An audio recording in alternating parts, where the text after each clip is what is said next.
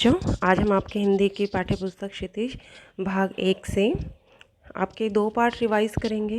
एक तो सांवले सपनों की याद और दूसरा उपभोक्तावाद की संस्कृति।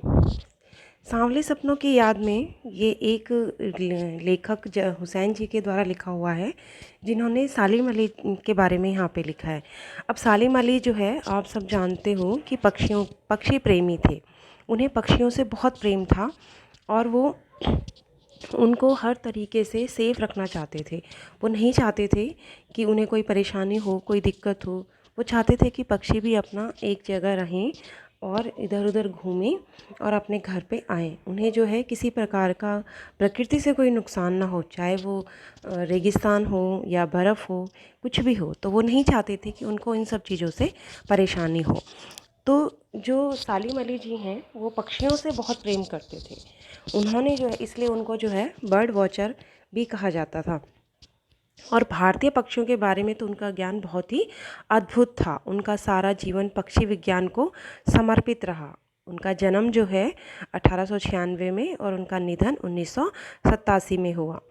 सालिम अली के निधन से जाबिर हुसैन के मन में जो दुख उमड़ा, उसी को उन्होंने यहाँ अपनी कलमबद्ध किया है। उन्होंने उसी को यहाँ पे लिखा है।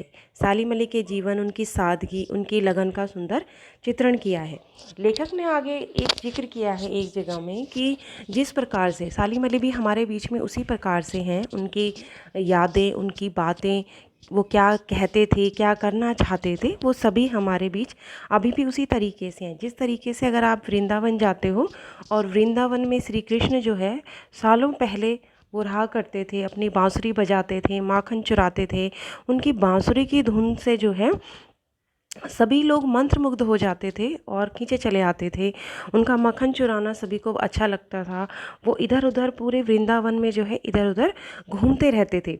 उनकी शरारतें, श्री कृष्ण की शरारतें, वो गायों को लेके जाना, गायों को चरा के लाना, जो कुछ भी था, सभी चीज़ें जो है सब लोग आज भी याद करते हैं। आज कोई भी वहाँ घूमने जाता है तो वहाँ पे सभी लोग जो है उनको बताते हैं कि किस प्रकार से श्री कृष्ण ने यहाँ पे बांसुरी बजाया करते थे और किस प्रकार की शरारतें वो करते थे। आज भी वो सारी चीज़ें वृंदावन में हमें देखने को मिलती हैं। यानी कि वैसे हम नहीं देख पाते हैं, लेकिन महसूस कर पाते हैं। वहाँ के लोग ये कहते हैं कि आज भी जो है हमें ऐसा लगता है कि श्री कृष्ण जो है अपनी बांसुरी बजा रहे हैं और सबको अपनी ओर बुला रहे हैं, आकर्षित कर रहे हैं। उसी प्रकार से जो है सालिम अली भी हैं। उनको पक्षियों से प्रेम था, तो उनकी याद को, उनकी बातों को हमेशा याद किया जाएगा कि जिस प्रकार से जो है कृष्ण की बांसुरी हमें आज भी महसूस होती है, उसी प्रकार से सालिम अली के द्वारा किए गए कार्य भी हमें आज भी याद है। पूर्व समय की याद करते हुए लेखक ने बताया कि वे जब उम्र की 100वें पड़ाव के करीब थे, यात्राओं की थकान ने उन्हें कमज़ोर कर दिया था और कैंसर जैसी जानलेवा मृत्यु उनकी मौत का कारण बनी। परंतु एक बात स्पष्ट थी कि वे सब मिलकर उनकी आंखों से रोशनी छीनने में सफल नहीं हो पाए, जो पक्षियों की तलाश और उनके हिफाजत के प्रति समर्पित थी। अपने जीवन के एकांत क्षणों में वह दूरबीन के साथ पक्षियों को निहारते ही देखे गए। वे उन लोगों में से थे जो प्रकृति के प्रभाव में जाकर प्रकृति को अपने प्रभाव में लाता है। उन्होंने अपना जीवन साथी, अपने स्कूल के सहपाठी तहमीना को चुना, जिन्होंने हर लम्हे में उनका सहयोग दिया था। सालिम अली अनेक अनुभवों के मालिक थे। एक दिन वे केरल की साइलेंट वैली को रेगिस्तानी हवाओं के झोंकों से बचाने का अनुरोध लेकर पूर्व प्रधानमंत्री चौधरी चरण सिंह से मिले, जो कि मिट्टी पर पड़ी पानी की पहली बूंद का असर जानने वाले नेता थे। परंतु पर्यावरण के संभावित खतरों के बारे में जब सालिम अली ने उन्हें अवगत कराया तो उनकी आंखें नम हो गई। सालिम अली ने अपनी आत्मकथा का नाम फॉल ऑफ स्पैरो रखा, जिसमें उन्होंने एक घटना का जिक्र करते हुए लेखक को D.H. लॉरेंस के बारे में लिखा है। उनकी मृत्यु के बाद उनकी पत्नी से कहा गया कि वे अपने पति पर कुछ लिखें। तब उन्होंने कहा कि उनके बारे में मेरे से ज़्यादा मेरी छत पर बैठने वाली गोरैया जानती है। मुमकिन है लॉरेंस सालिम का अटूट हिस्सा है। वे सदा जटिल प्राणियों के लिए एक पहेली रहेंगे। बचपन में उनके एयरगन की शिकार एक गौरैया ने उन्हें पक्षी प्रेमी बनाकर जो राह दिखाई, वे उन्हें नए नए रास्तों की ओर ले जाती रही। वह एक भ्रमणशील व्यक्ति थे जो कि प्रकृति की दुनिया में एक टापू के बजाय अथाह सागर बनकर उभरे। जो सालिम अली थे, पक्षियों से बहुत प्रेम था। एक बार एक घायल गौरैया उनके पास गिरी और जब उन्होंने उसे देखा तो उनका जो है सारा रूप ही बदल गया। उन्होंने जो है पक्षियों से प्रेम करना स्टार्ट कर दिया, उन्हें उनका दर्द महसूस होने लगा।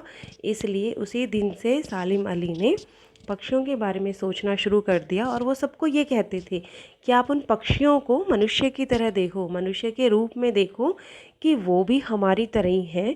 उन्हें भी दर्द होता है, उन्हें तकलीफ़ होती है, वो खाना खाते हैं, उनको ज़रूरत है घर की सही चीज़ों की। दूसरे पार्ट में आप देखोगे उपभोक्तावाद की संस्कृति कि किस प्रकार से लोग जो है उपयोग में लाते हैं। बाज़ार में जितनी भी चीज़ें होती है, जितना भी सामान होता है, उस सब को आप लोग बाज़ार जाते हो, मान लो आप कुछ भी लेने नहीं गए हो, लेकिन जब आप वापस घर लौटते हो तो आपके पास दुनिया भर का सामान होता है, चाहे वो आपके यूज़ का हो या नहीं हो, आपके उपयोग का वो हो या नहीं हो।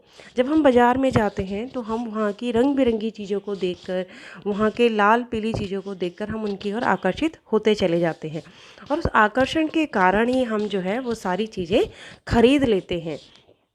वो सबको खरीदने के पीछे हमारा कोई उद्देश्य नहीं होता है, चाहे हमें उनकी ज़रूरत कुछ सामान ऐसे होते हैं जिनकी हमें ज़रूरत ही नहीं होती है, हमारे पास पहले से ही बहुत होता है स्टॉक, लेकिन हम क्या करते हैं, हम फिर भी जो है आकर्षण में आकर उन चीज़ों को खरीद लेते हैं। उन चीज़ों की तरफ हम अट्रैक्ट हो जाते हैं जब हम मार्केट में जाते हैं और उनको ले लेते हैं। उसी प्रकार से विज्ञापन, लोग, इतनी सारी फैक्ट्रियाँ बन गई हैं, इतने सारे जो है कंपनी हैं, तो उन कंपनियों को जो है अपने प्रचार के लिए, अपनी चीज़ों को बेचने के लिए वो लोग एडवर्टाइज़ करते रहते हैं, प्रचार करते रहते हैं, टीवी में, बाहर भी पोस्टर लगाए रहते हैं। तो हम उन पोस्टरों की तरफ, उन प्रचार की तरफ, जो एडवर्टाइज़ हम देखते हैं, ऐड हम देखते हैं, उनकी तरफ हम आकर्षित हो जाते हैं। हमें लगता है कि इससे बढ़िया कोई चीज़ है ही नहीं। वो उन चीज़ों को दिखाते ही इतने उससे हैं कि उसके अलावा कुछ सोचता ही नहीं है, कि बस ऐसे मन करता है बस अभी ले लो और अभी इन चीज़ों को ले लो, चाहे वो चीज़ हमारे काम की है या नहीं है, चाहे वो चीज़ें फ़ायदेमंद हैं या नहीं है, चाहे उन चीज़ों पे नुकसान ही क्यों नहीं है, लेकिन फिर भी वो इतने अच्छे तरीके से उसको हमारे सामने पेश करते हैं कि हम जो है खुद को रोक ही नहीं पाते हैं। जैसे एक से बढ़कर एक टूथपेस्ट बाज़ार में उपलब्ध है, कोई दांतों को मोतियों जैसे बनाने वाले, कोई मसूड़ों को मजबूत रखता है, तो कोई वनस्पति और खनिज तत्वों द्वारा निर्मित है। उन्हीं के अनुसार रंग और सफाई की क्षमता वाले ब्रश भी बाजार में मौजूद हैं। पल भर में मुंह की दुर्गंध दूर करने वाले माउथ वॉश भी उपस्थित हैं। सौंदर्य प्रसाधन में तो हर माह नए उत्पाद जुड़ते जाते हैं। अगर एक साबुन को ही देखो तो ऐसे साबुन उपलब्ध हैं जो तरोताज़ा कर दें, शुद्ध गंगा जल से निर्मित, और तो कोई सीने स्टार्स की खूबसूरती का राज भी है। संभ्रांत महिलाओं की ड्रेसिंग टेबल पर 30-30 हज़ार के आराम से मिल जाते हैं। वस्तुओं और परिधानों की दुनिया में शहरों में जगह जगह बुटीक खुल गए हैं। अलग अलग ब्रांडों के नए डिज़ाइन के कपड़े आ गए हैं। घड़ियां अब सिर्फ समय देखने के लिए बल्कि प्रतिष्ठा को बढ़ाने के रूप में भी पहनी जाती है। संगीत आए या ना आए, पर म्यूज़िक सिस्टम बड़ा होना चाहिए। भले ही बजाने ना आए, कंप्यूटर को दिखावे के लिए ख़रीदा जा रहा है। प्रतिष्ठा के नाम पर शादी विवाह 5 सितारा होटलों में बुक होती है। इलाज करवाने के लिए 5 सितारा हॉस्पिटलों में जाया जाता है। शिक्षा के लिए 5 सितारा स्कूल और मौजूद हैं। कुछ दिन में कॉलेज और यूनिवर्सिटी भी बन जाएंगी। अमेरिका और यूरोप में मरने के पहले ही अंतिम संस्कार के बाद का विश्राम का प्रबंध कर लिया जाता है। कब्र पर फूल, फव्वारे, संगीत आदि का इंतजाम कर लिया जाता है। यह भारत में तो नहीं होता, पर भविष्य में होने लग जाएगा। यानी कि जो लोग हैं वो देखा देखी भी सब कुछ करने लग जाते हैं। दूसरों को देख के, दूसरों से सीखते हैं कि क्या हो रहा है, चाहे उनको उन चीज़ों के बारे में पता हो या नहीं पता हो, या उन्हें कुछ भी नहीं मालूम, बस देख लिया कि हाँ ये होना चाहिए, चाहे वो हमें उसको इस्तेमाल करना आता है या नहीं आता है। तो इसी प्रकार से जो है उपभोग करते रहते हैं सामान का, चीज़ों का, वो चीज़ें हमारे लिए कितनी हमारे लिए यूज़फुल हैं कितनी नहीं हैं, इसको बिना सोचे समझे ही इन परंपराओं को जो है हम ये छूट भी नहीं सकती हैं, क्योंकि ये हर किसी के मन में घर कर चुकी हैं और ये ह्यूमन नेचर है, क्योंकि हम मनुष्य हैं। तो ये हमारे अंदर ये गुण होता है कि हम जो है चीज़ों को देख के उनकी तरफ अट्रैक्ट हो जाते हैं, सामान को देख के उनकी तरफ अट्रैक्ट हो जाते हैं। मन में पता होता है कि हमें ज़रूरत नहीं है, लेकिन उसके बाद भी जो है हम उन चीज़ों को ख़रीद लेते हैं, चाहे वो हमारे काम आए या ना आए, चाहे वो वैसे ही वेस्ट होती रहे घर में पड़े पड़े, लेकिन बस गए और हम उसको जो है लेकर आ जाते हैं। तो लेखक ने जो है यहाँ पे वही कहा है कि प्रस्तुत लेख के माध्यम से लेखक श्री श्याम चरण दुबे ने बाजार की गिरफ्त में आ रहे समाज के असली स्वरूप को व्यक्त किया है। आज हमारे समाज में देश ने अनेक दिशाओं में प्रगति की है, विशेषकर औद्योगिक क्षेत्र में हम बहुत आगे बढ़ रहे हैं। अनेक प्रकार की वस्तुओं का उत्पादन हो रहा है। उत्पादन और अधिक बढ़ाने के लिए उसकी खपत जरूरी है, इसलिए उत्पादक विज्ञापनों के द्वारा धुआंधार प्रकार से अपने उपभोक्ता बढ़ा रहे हैं। परिणाम यह है कि चमक दमक के आकर्षण में हम बड़े उपभोक्ता बन गए हैं। बाजार में उपलब्ध अधिक से अधिक चीज़ों को हम भोगना चाहते हैं, यही उपभोक्तावाद है।